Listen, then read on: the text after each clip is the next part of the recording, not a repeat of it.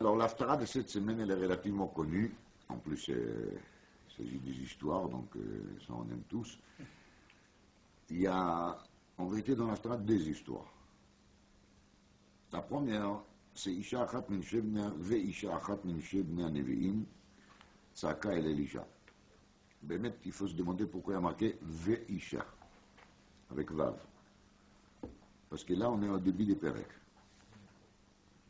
Donc on ne voit pas très bien pourquoi il y a marqué Ve'isha. Et ça, c'est une Hara Nikhbada. Alors, Ve'isha Achat min Shebna Nevi'im, Tzaka el Elisha lemor. Elle s'est adressée à Elisha en criant Avdecha Ishimet, ton serviteur, mon mari, il est mort.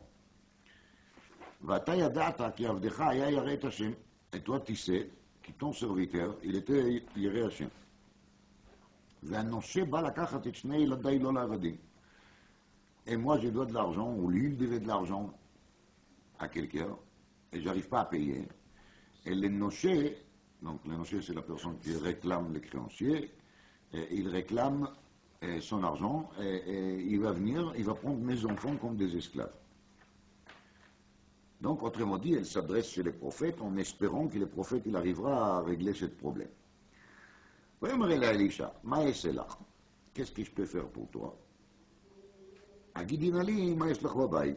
tu m'as dit, qu'est-ce que tu as à la maison? ותאמר, אין לשפחתך קול בבית, כי אם אסוך שמן.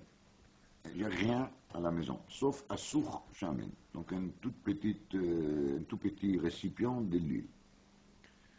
ויאמר, si c'est le cas, לכי שאלי לך כלים מן החוץ מאת כל שכנייך, כי שכנייך כלים ריקים אל תמעיתי. donc tu t'empruntes toute quantité que tu peux obtenir des récipients vides. ובאת וסגרת דלת בעדך ובת בנך ויצקת על כל הכלים האלה והמלא תסיעי. alors il a propose de remplir ces kelim. דעו דסת אסוך שמן. ותלך מאיתו, ותסגור הדלת בעדה ובעד בניה. הם מגישים אליה והיא מוצקת. Alors, là on ne les appelle pas ילדים. Avant elle a dit ילדיי. Là on les appelle בניה. C'est une nuance qu'il faut remarquer. ויהי כמלות הכלים, ותאמר לבנה הגישה אליי עוד כלי, ויאמר אליה אין עוד כלי. ויעמוד השמן. alors là de nouveau on appelle bna, on n'appelle pas yalda, vous voyez, on parle de bna. ותבוא ותגיד לאיש האלוהים, ויאמר לכי מכרי את השמן ושלמי את נשייך ואת בנייך ואת ובנייך תחי בנותיו. donc le Navi il dit elle lui raconte qu'est-ce qui est arrivé et le Navi il dit maintenant tu vas vendre cette huile et tu vas vivre de ça et tu vas d'abord payer l'ancienne dette et comme ça tu pourras vivre de ça qui reste. Alors la question ici elle est très simple. Quel rapport entre ça et la paracha? A priori il n'y a aucun rapport. L'histoire qu'on lit après. ויהי היום ויעבור אלישע לשונם ושם אישה גדולה. Là c'est ממש, c'est identique, c'est presque jumeau, jumelle, c'est une histoire qui se colle très bien avec la paracha. Presque la même chose. Même Rashi sur la paracha, il amène certaines comparaisons entre les psukim de la promesse des enfants qui fait les navis à cette femme, entre les promesses des anges, il explique la différence, pourquoi ici il y a marqué comme ça, ici il y a marqué comme ça. Donc ça on comprend très bien. אז יש לשאול, וזו השאלה הפשוטה הראשונה, pourquoi est-ce que les métakné Haftara, qui étaient quand même pas n'importe qui, pourquoi les métakné Haftara, ils ont gardé cette première partie de cette période? Quel rapport il y a entre cette partie et la paracha? Maintenant, les rapports avec la paracha quand même, c'est qu'on peut dire qu'on trouve ici une sorte d'Amshes Dom. C'est-à-dire les gens qui, pour une dette, ils sont capables de prendre des enfants et de les mettre à l'esclavage, c'est une sorte de Midatz Dom Kazé. La pauvre femme, elle a pas de quoi payer. Les enfants sont petits, à quoi ils peuvent servir? Qu'est-ce que ça veut dire d'arracher des enfants de leur mère parce qu'elle doit de l'argent? Mais en vérité, ce n'est pas elle qui doit de l'argent, c'est son mari qui doit de l'argent. Alors c'est une cruauté extraordinaire. Donc on trouve ici Kémine parallèle avec Sdom. D'accord? Mais, mais j'ai vu dans un sefer qui s'appelle Gvul Binyamin. Le Mechaber à sefer, il s'appelait Rabbi Binyamin HaKohen Vitali. Vitali, milachon vital, כנראה, ça doit être la même origine, les deux familles, Vital et Vitali, ça doit être la même chose. Et ça, je laisse au professeur de faire des recherches sur l'origine du nom de famille. Mais cet Rav, il a vécu il y a longtemps. Son livre a été édité à l'année Taf Peizain, c'est-à-dire il y a 287 ans d'aujourd'hui, en arrière, comme on va. Et donc il a vécu il y a à peu près 300 ans. Les Rav en question, il était les Rav de la communauté de Riggio, c'est une ville en Italie. Et il était le beau-père d'un Rav qui s'appelait Rabbi Yeshua Bassan. Rabbi Yeshua Bassan était une très grande autorité halachique. Il a écrit des sifarim, des Sheilot ou Tshuvot qui sont très cités par l'Achronim. Un qui s'appelle Lachmei Toda, l'autre qui s'appelle Shte Halechem. Et sa particularité, c'est que les gens, je parle maintenant des gens de Rabbi Yeshua Bassan, il était le Rebbe d'un Rav très connu qui s'appelle Rabbi Moshe Chaim Lotzato. Et Rabbi Moshe Chaim Lotzato, il s'est plié pas mal à son autorité. Il y a des livres qui s'appellent Igrot Aramcha, le Bnei Doron. On voit là-bas des échanges de lettres entre lui et son Rebbe. On voit bien qu'il s'est plié devant l'autorité de son Rav. C'est pas la peine d'expliquer qui était le Ramchal. Donc, les gendres de Rabbi Binyamin HaKohen Vitali, il est Rabbi Yeshua Bassan qui était le Rebbe de Ramchal. Donc, il faut dire que c'est mistaber qu'ici, il était le gendre d'une personne pareille, c'est qu'il a choisi aussi un beau-père qui sera remis au niveau. Et quand le beau-père a décédé, Daïnou Rabbi Binyamin HaKohen Vitali, il a décédé, c'était Rabbi Yeshua Bassan qui a pris son rabbinat. Il est devenu le rabbin de la ville Riggio. Ça veut dire que la rabbinat en question était une rabbinat importante, parce que si la ville elle était zochée d'avoir un si grand Chacham comme Rav, ça veut dire que le beau-père il était aussi grand.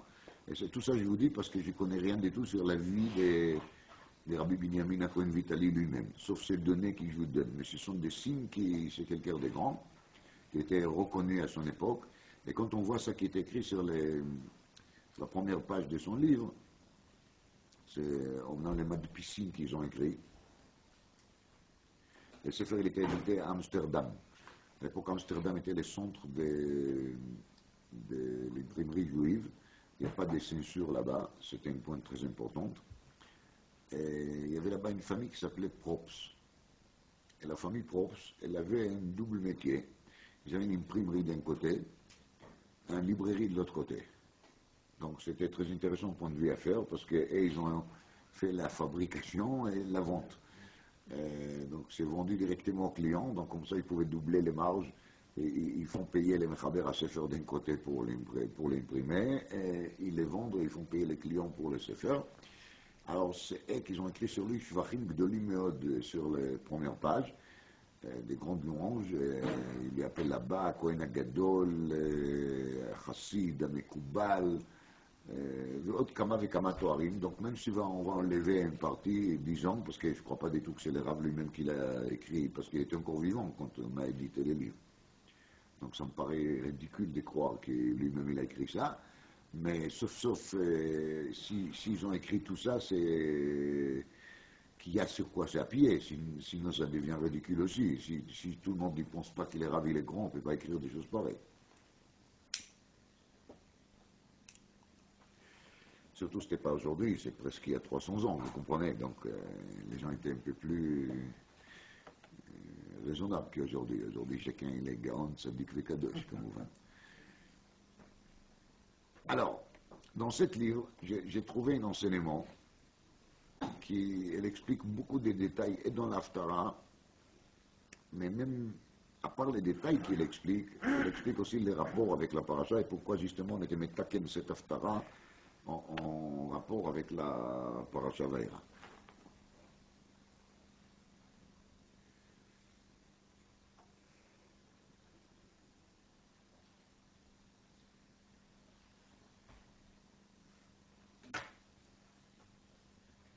Dans cette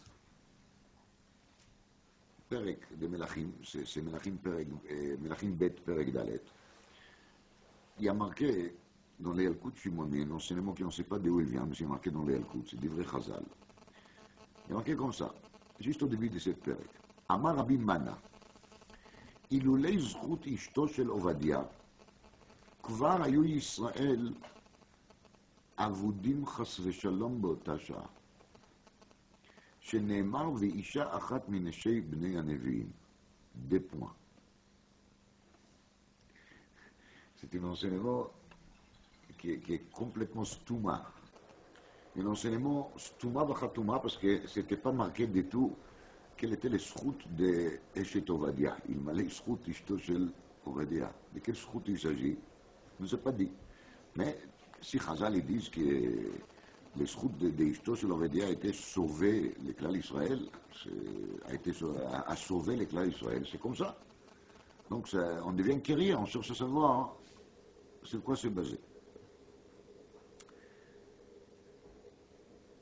Alors, justement, on a remarqué qu'il y a marqué Ve'isha achat min shel bnei Anivim, avec Vav, le Vav Achidbour. On se demande si le Vav Achidbour nous amène au quoi. Alors ça nous amène évidemment à ce qui était écrit avant. Donc il faut lire ce qui était écrit avant, on va regarder quelques psukim. Juste avant, il y a marqué qu'il y avait une guerre entre Bnei Israël et Moab, les Moabites. Donc Père Gimel. Donc c'est toute une histoire, les deux rois, les rois de Yehuda et les rois d'Israël, ils ont coopéré ensemble pour aller faire la guerre contre moi. Alors, je saute les détails. Et je vous lis juste les pasouks qui marquaient justement les derniers pasouks dans les perek précédents. Il y a tout ça kacha. On parle de Melech Moab. ויקח את בנו הבכור, אשר ימלוך תחתיו. ויעלהו עולה על החומה. Melech Moab, il a pris son fils aîné, qui était censé de régner à sa place, et il lui a monté comme corban sur le mirail. ויהי קצף גדול על ישראל. Et cet acte a entraîné une grande colère contre le peuple d'Israël. ויסעו מעליו וישובו לארץ.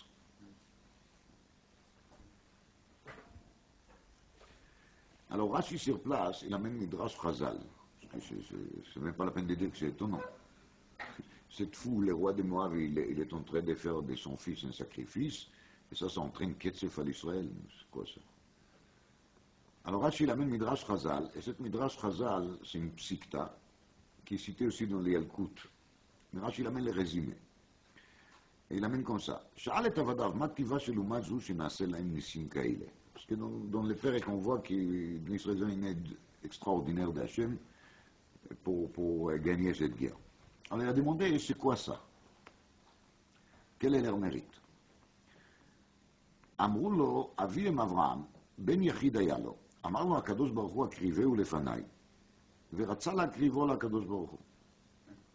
Fin de l'histoire, on connaît, il n'a pas offert comme corban. Mais cette mérite qu'Abraham il était d'accord d'offrir son fils, reste toujours pour eux.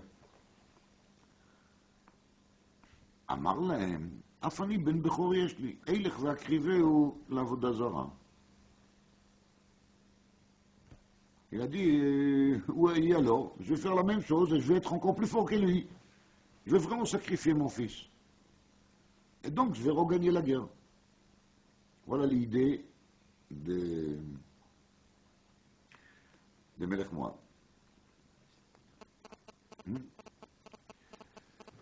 Alors il est marqué après, Vayaleu Ola à la Choma.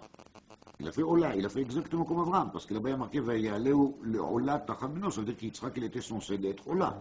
Chachamim appelle toujours Yitzhak Ola Tmima. Alors Vayaleu Ola à la Choma. Mais vu Rashi Shuv d'Ivrei Chazal, et ça c'est marqué aussi dans le même Psikta et c'est cité dans les Yalkut, à la Choma, Chaser Vav. Choma bli Vav. Azma. Alors maintenant on les lit comment? Alors, il y a des propositions. Ou bien je les lis Chama, ou bien je les lis Cheima. Pour faire la paix entre tout le monde, on va faire les deux. Chama, c'est le soleil. Cheima, c'est la colère. En réalité, les deux ils sont un peu liés parce que quand on est en colère, ça chauffe. Mais là, vraiment, ça veut dire les deux. L'absence de Vav, elle veut dire les deux. Elle nous enseigne les deux. D'ailleurs, Shaya Oved la Chama. Pirouche, les rois de Moab, il s'appelait Meisha, il était Oved Achama. Son idole était le soleil. וזה הפירוש ויעלהו על החומה. על החומה c'est בשביל החמה. חומה חמה. Donc on comprend aussi pourquoi il a fait sur la choma pour être le plus proche au soleil, vers le soleil. Et c'est ça qui l'a entraîné, ça qui a marqué après Ketzef. Ketzef c'est la colère. Vous voyez, Ketzef gadol al Israël, la colère. Lama, on met Rashi, c'est toujours d'Ivrei Chazal, שנזכרו עוונותיהם, שאף הם עובדים לעבודת כוכבים. שאף הם עובדים לעבודת כוכבים.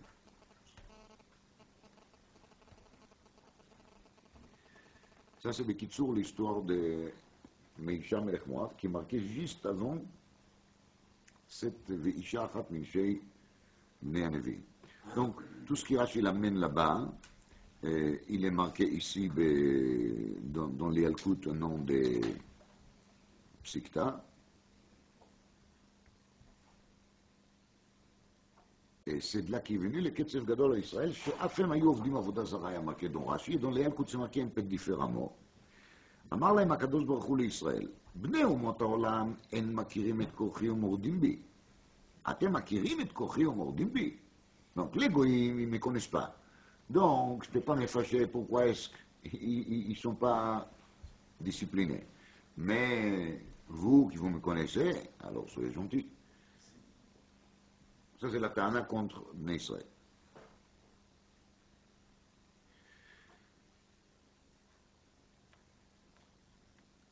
Le Rav Binyamin Vitali, dans le Sefer Gvul Binyamin, il amène Zohar. Dans le Sefer Bereshit Daf Memtet. Et dans les Zohar, il y a marqué qu'il y a un avodah zara qui s'appelle Baal, était aussi une avodah zara des soleils. Les Baal, l'idole qui s'appelle Baal, il représente le soleil. Ça ne m'intéresse pas d'entrer en détail de cet avodah zara. Mais quand on regarde dans les pratiques précédentes, on voit que les Baal, c'était l'idole principale qui a arrivé à prendre place chez Bnei Israël. Le Pérouge, il est Kacha. Quelle est la gravité de cette Avodah Zara qui s'appelle Baal? Parce que c'est l'Avodah Zara qui est liée avec Avodat Achama, c'est-à-dire avec le fait qu'on donne des puissances éloquées au soleil. Donc, c'est en réalité le début de l'Avodah Zara, comme explique le Rambam Bilchot Avodah Zara tout au début, a commencé comment? Que les gens, ils ont cru qu'Akadosh Baruch Hu, il a délégué des pouvoirs aux anges, aux astres, etc., etc. Maintenant, l'astre le plus remarquable, il est bébé le soleil. Là, il n'y a rien à dire, hein. C'est lui qui en sent le plus. La lune, c'est pas mal, mais c'est rien du tout à côté du soleil. Elle tire au plus son lumière du soleil, comme on sait.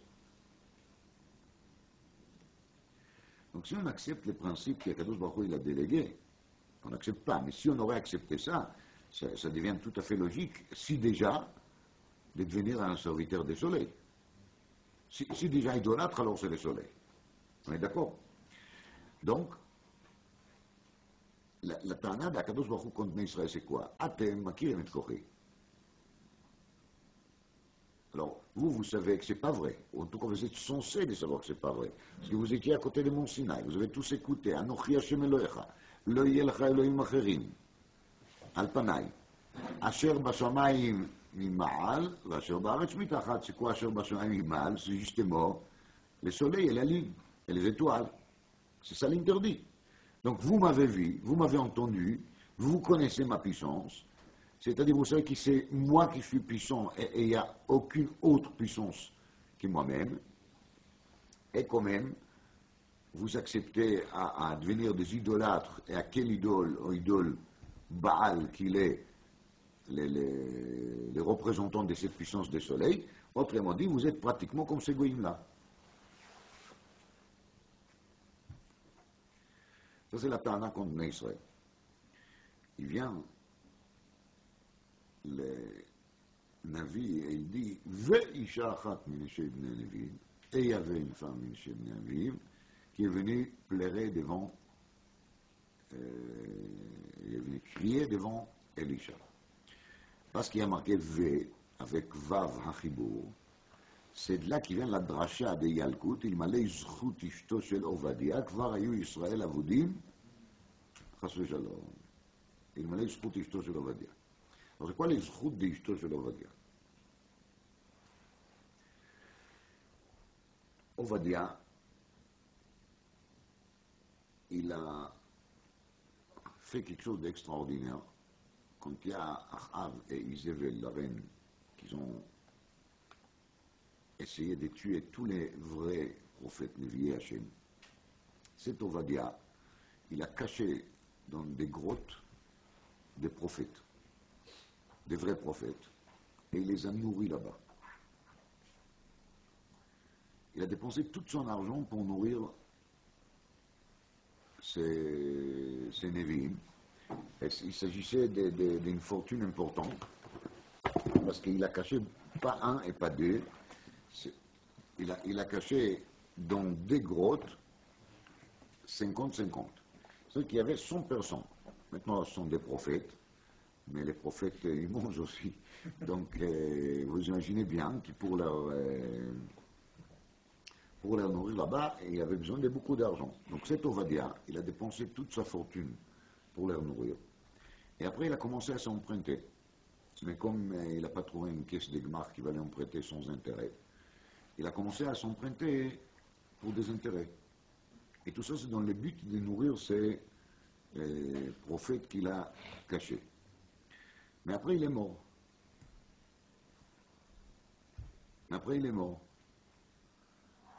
Et quand il est mort, il a laissé sa femme dans ce problème. Parce qu'elle, elle a hérité aussi les dettes avec les intérêts qu'il était incapable de payer. Alors maintenant, on va analyser les psukim. Et je vais vous montrer comment est-ce que les Rav il explique les psukim. Dans chaque détail, il est extraordinaire. Avdecha Ishimet. Donc la première des choses, c'est de dire Avdecha. Mais Avdecha. Avdecha, Péroucho, c'est ton serviteur. On va dire qu'il n'était pas le serviteur d'Elisha. Mais la femme, elle veut dire qu'il était collègue. Parce qu'on va dire qu'il était aussi prophète. Donc quand elle dit Avdecha, ça veut dire il fait partie de ton métier. Et c'est peut-être, j'ai dit, peut-être Elisha aussi, il était caché un moment par, on va dire, on ne sait jamais. Je ne sais pas, c'est juste une idée qui je lance comme ça, mais il a vécu à peu près en même époque. Et toi tu sais très bien, et peut-être c'est ça un signe qu'il lui-même il était caché dans la grotte. Maintenant, il y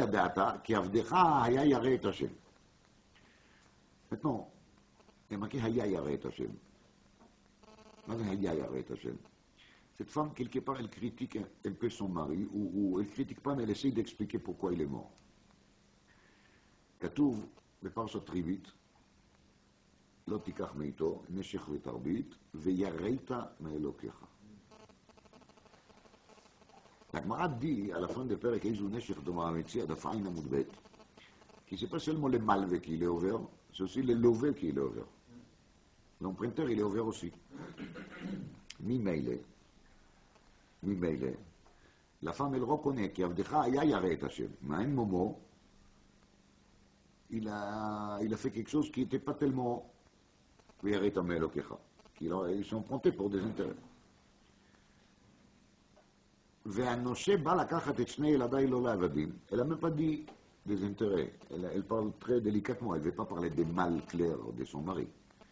Mais ça aussi c'est connu, il y a un Gemara dans Kiddushin d'Afraf qui dit que quand une personne ils sont prêtes pour des ribites, ou quand ils prêtent pour des ribites, la fin de l'histoire c'est quoi? Il y a toute une liste là-bas, dans la paracha Behar. On parle là-bas de la vente des maisons, après on parle de la vente des champs, après on parle de la vente, et à la fin on parle des Amaïvria. Donc elle dit que tout ça c'est les dérivés de quoi? Du fait que la personne il avait une affaire de ribit. Et dans la parole de ribit il y a marqué Vechei achicha imach, Vechei achicha imach. Et là qu'est-ce qui s'est passé? Avdecha ishi met. C'est le contraire de Vechei, Vechei. Donc, la rabbinite Ovadia, elle accepte tout. D'ailleurs, elle ne conteste rien, elle n'accuse pas qui qu'il soit, et elle accepte din jamais. D'accord? Mais là, un souci maintenant. Quel souci? והנושה בא לקחת את שני ילדיי לו לעבדים. Qui était le noché? Le noché était le fils d'Achav qui s'appelle Yehoram. Le fils d'Achav qui s'appelle Yehoram. C'est lui qui était le noché, c'est lui qui l'a prêté pour des intérêts à Ovadia. Alors vous comprenez bien que le fils d'Achav était un petit tzaddik. Et là, c'est pour ça que la femme, elle précise, Ba lakachat et shnei yeladai. Elle n'a pas dit banai. Elle voulait faire comprendre et sentir à Elisha qu'il a un souci principal. C'est quoi? C'est qu'elle a des enfants qui sont tout jeunes. S'ils vont maintenant être pris par Yehoram, ils vont devenir des serviteurs de Yehoram, on peut s'imaginer qu'est-ce qu'ils vont apprendre là-bas. Alors maintenant, si on se met à réfléchir, cette femme-là, elle se trouve dans une situation dans laquelle elle n'a rien à la maison. Elle veut seulement assouk echad shel shamen. Dans le Midrash, il y a marqué, le Radak, il a même un Midrash, et dans cet assouk shamen, il y avait quelques gouttes d'huile. Pas plus. Et c'était quoi? C'était le reste de l'huile qui Ovadia il a servi en Névim. Parce qu'il ne les a pas seulement donné de la nourriture, il les a donné aussi de l'huile pour allumer là-bas, pour pouvoir étudier probablement, pour qu'ils ne vont pas rester tout le temps dans le noir. Et ça c'était le reste. Il restait une goutte d'huile. Comme ça amène le Radak au nom de Midrash. Donc cette goutte, de quelques gouttes de l'huile qu'il y avait dans cette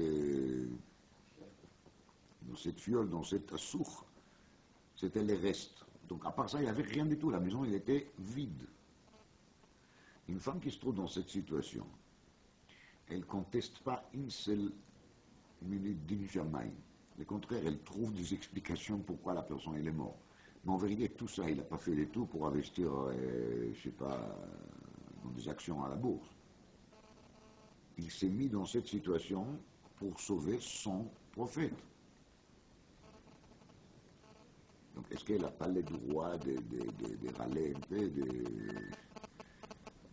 de dire un mot, quelque chose? Pas du tout. Elle ne parle pas du tout d'elle-même, elle ne parle pas du tout de sa pauvreté, elle ne parle pas du tout de quoi qu'il soit, elle ne regrette pas qu'il a laissé son mari faire cette bêtise énorme et de gaspiller tout son argent de son prêteur pour des intérêts pour sauver les Névim. Le contraire, elle est d'accord avec tout. Il y a une seule chose qui la dérange, c'est quoi? Chas v'shalom, les yeladim, les petits, ils vont se trouver chez qui? Chez Yoram ben Achav. Et c'est grâce à ça que Elisha il va faire ce miracle pour elle.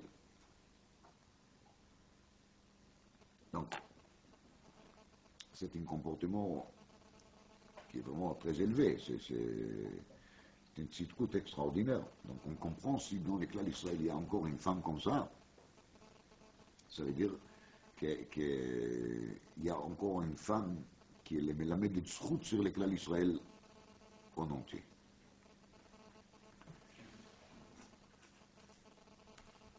Maintenant, les raves, Binyamin, il dit que ça c'est les schroutes de la femme. Mais en fin de compte, les schroutes de cette NES, elle n'est pas seulement parce que la femme elle était très forte dans sa émouna, mais sauf c'est les schroutes qui restent à Ovadia quand il a nourri ses Méanévim, car il a nourri ses Méanévim, donc il a fait un acte de chesed extraordinaire. Et même si on va dire, comme on a dit, qu'il s'est trompé parce qu'il ne devait pas s'emprunter pour des intérêts, mais sauf ça n'empêche pas que l'acte était un acte héroïque. C'est une messirut nefesh, il pouvait tuer par Achav à chaque moment. En plus, il faut se rappeler qu'Ovadia, il était le gérant des palais royaux d'Achav. Donc c'est un homme très proche avec Achav. Et quelqu'un qui est tellement dans le système, il fait quelque chose qui est complètement l'opposé des souhaits des rois. D'ailleurs, il tue. Et le roi, il cherche à tuer tout le prophète, et lui, il est là pour leur cacher et pour leur nourrir en plus. C'est Vatechayena, Beprinat Vatechayena et Taïladim. Cette schroute qu'il a Ovadia, en vérité, elle continue à protéger sa femme et ses enfants. Et ce miracle extraordinaire de Keilim est le miracle qui est grâce aux schroutes de Assurchemen dans lequel il restait un peu de l'huile de laquelle Ovadia s'est servi pour nourrir et pas pour nourrir, pour allumer. Ça c'est la shleimut de Midat HaChesed, c'est le Midat HaChesed en top, c'est qu'il n'a pas donné seulement le minimum pour vivre, et il a même fourni de l'éclairage. Quelque chose qui est relativement luxueux dans les circonstances de l'époque, surtout s'il doit s'emprunter pour des intérêts, pour acheter de l'huile, vous comprenez?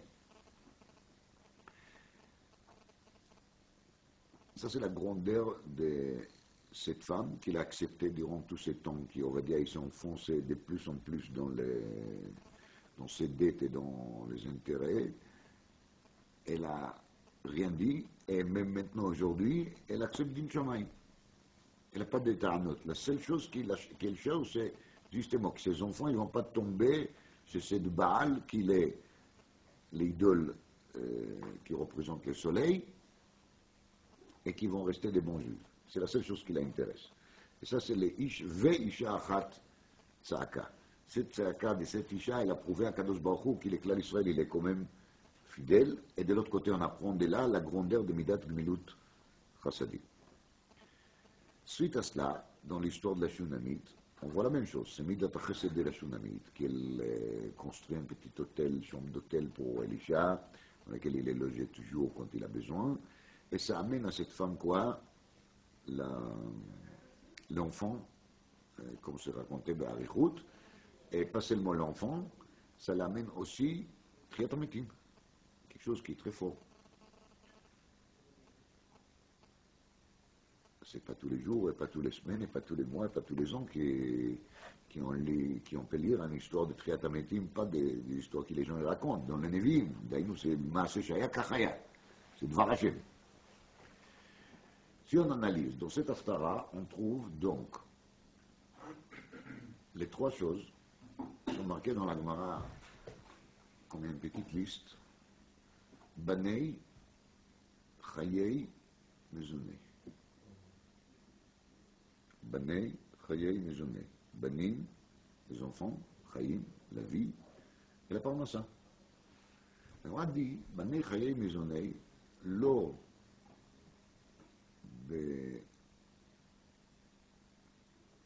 לא בזכות עליה מילתא, במזלת עליה מילתא. C'est pas un zchut, c'est mazal. Il y en a qui ont des enfants, il y en a qui n'ont pas des enfants. Il y en a qui ont de l'argent, il y en a qui n'ont pas de l'argent. Il y en a qui ont de longue vie, il y en a qui malheureusement non.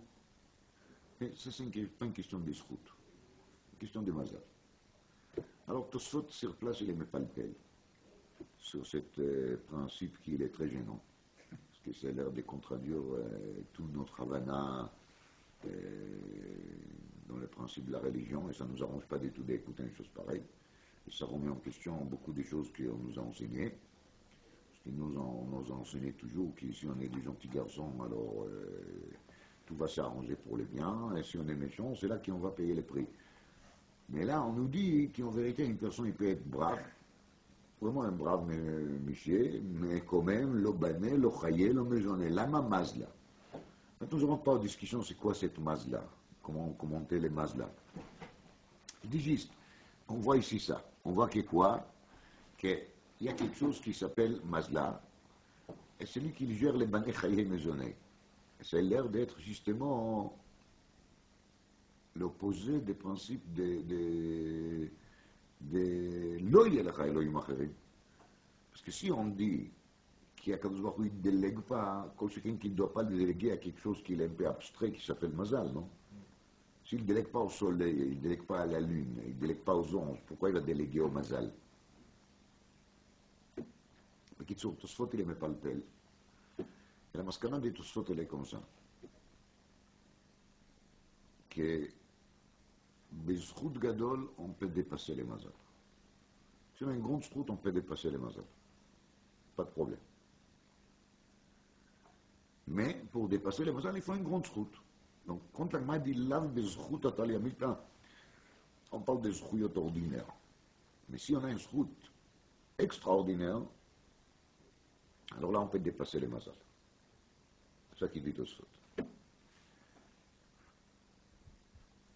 Kitsour, quand on se repère de nouveau à partir de la semaine, à partir de la semaine, on parle d'une personne, il a Abraham Avinu, un monsieur qui est très bien, et on voit bien qu'il n'a pas des enfants. Ça c'est évidemment gênant. Comment ça se fait?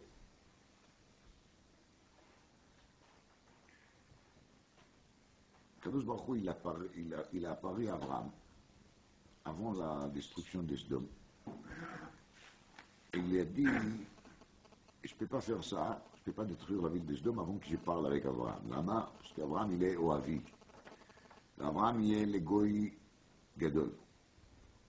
ועצום, ונברחו בו כל משפחות האדמה.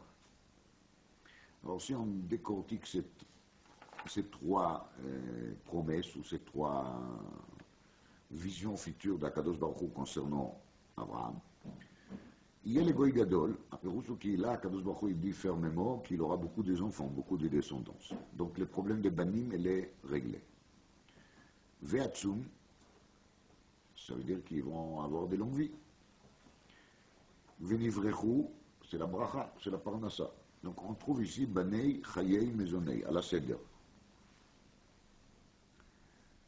Tout ça c'est pourquoi qui est dativ, Asher etzaveh et banav, ve'et beito acharav, la'asot tzedaka, mishpat. Donc on parle ici des trois éléments. Mishpat, c'est faire les choses correctement. Tzedaka, c'est la tzedaka. ויצווה את בניו ואת ביתו אחריו. Donc, היצווה את בניו ואת ביתו אחריו, c'est la femme, ואישה אחת משל בני הנביאים, כי לכן של סוסי, לא לתת, שבא לקחת את ילדיי לו, לעבדים. צדקה של הצדקה, כי לפה כי עובדיה. רואים? לצדקה, c'est aussi la tzedaka, qui l'a fait qui la Shunamite, ensuite. Et donc, le Midrash, il y a marqué, c'est au sujet d'Abraham Avinu. C'est le pasuk Chacham Lev Yikach Mitzvot. C'est un pasuk dans Mishlei. Et le Midrash Chacham Lev Yikach Mitzvot, c'est Abraham Avinu. Lama. Parce qu'Abraham Avinu, normalement, il était installé à côté des Sdom. Quand la ville des Sdom a été détruite, Abraham Avinu est allé ailleurs. Il est allé où? Eretz HaNegev, au sud. Pourquoi il a quitté Sdom? Parce qu'il n'y avait plus des passages. Donc il ne pouvait plus faire Achnasat Orchim. Alors normalement, quand on ne peut plus faire Achnasat Orchim, on dit Baruch Sheptaranu. On peut se reposer. Vous vous rendez compte, Abraham, à son âge, courir derrière des taureaux, faire ce qu'il fait, très fatigant. Mais chez Abraham, c'est juste le contraire. Quand il n'a pas d'Orchim, ça lui rend malade. Donc il cherche, il va où? Be'eretz HaNegev, dans un endroit qu'il est menougav, ça veut dire où il n'y a rien. Ça veut dire qu'il n'y a personne, sauf lui, qui va recevoir les gens. C'est exactement la même, à cause de la même raison qu'il a resté à côté des Sdom, parce qu'à Sdom, l'Achmasat Orchim était un peu spécial, hein, comme Chachamim nous raconte dans l'Agmara. Donc c'est évident que les gens ils ont préféré l'école d'Abraham que l'école de Sdom. Je crois que c'est clair. Donc Abraham, il a profité de la méchanceté des Anshei Sdom, parce que ça lui a donné de l'occasion de faire plus de chesed. Après, il est allé au Eretz HaNegev, où il y avait de nouveaux personnes qui vont le faire, et il a fait lui. Ça c'est Chacham Lev Yikach Mitzvot. Donc ça, Pashut Chacham Lev, c'est qu'il avait un grand cœur. Mais il y a ici une remèze, les Trilat Vesof Torah, parce que la Torah elle commence avec Bet, et se termine avec Lamet. Le Noratzim Sofo Betrilato, ça fait Lev. Les Chachamim nous disent dans la Gemara Sota Daf Yudalet, chez Torah Trilata Vesofa Gmilut Chasadim. La preuve, quand Akadosh Baruch Hu, il a dit Asher Yitzaveh et Banav et Beito Acharav, c'est d'abord la Tzedaka et après Mishpat. Le Mishpat c'est très important, mais la Tzedaka ça passe encore avant le Mishpat. La Torah Trilata Vesofa Gmilut Chasadim. La Torah elle commence et elle se termine avec quoi? Avec Gmilut Chasadim. Et justement les remèdes dans l'élève, c'est ça. Le début et la fin de la Torah c'est le cœur. Et quelqu'un qui n'a pas un cœur, il a vraiment un problème. Donc, Chacham Lev Yikach Mitzvot, c'est qui? C'est Abraham Avinu. Et c'est grâce à ça qu'Abraham Avinu, il a eu, en fin de compte, tout. Il a eu des longues vies.